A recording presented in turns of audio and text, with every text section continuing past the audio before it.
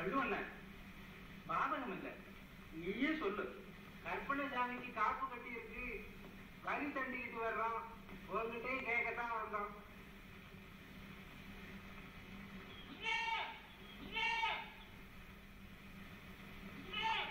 ஊருக்கு நாட்டாமைக்காரதா முன்னாள் நின்று இதெல்லாம் நீ செய்ய வேணாமா? அண்ணே, வீட்டுக்கு வீடு ஆடு கோழி அரிசி நெல்லு இதுகளை வாங்கி கொண்டாட்டமா சாமி கும்பிடணும். ஆட்டையும் கோழியையும் கொல்லுவது ஒரு கொண்டாட்டமா?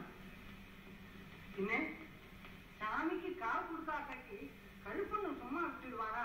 என்ன தம்பி நீ சொல்றது? இந்த ஆடு கோழிகளை எல்லாம் படைச்சது யார் தெரியுமா? அவைகளும் நம்மை போல் கடவுளுக்கு குழந்தைகள்.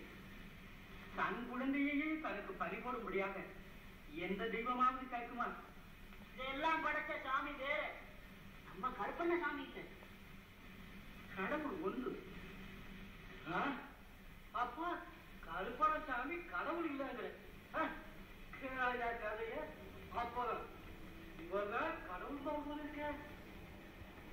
ஆடும் கோழியும் நம்மை போலவே உயிர் உள்ள ஜீவன்கள். அவைகளின் உயிரை வாங்க நமக்கு அதிகாரம் கிடையாது.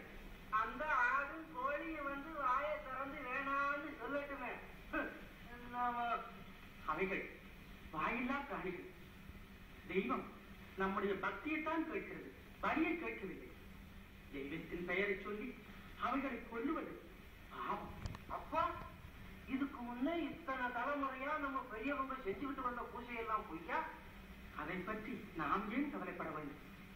நாம் செய்ய வேண்டியதை யோசிப்போமே. அவங்க செஞ்சவங்க முட்டாளா? நமக்கு அறிவு இருக்கு, அதை கொண்டு நம்மை படைத்த கடவுளை நாம் கும்பிடுவோம். பெரிய வித்துவாயா இது?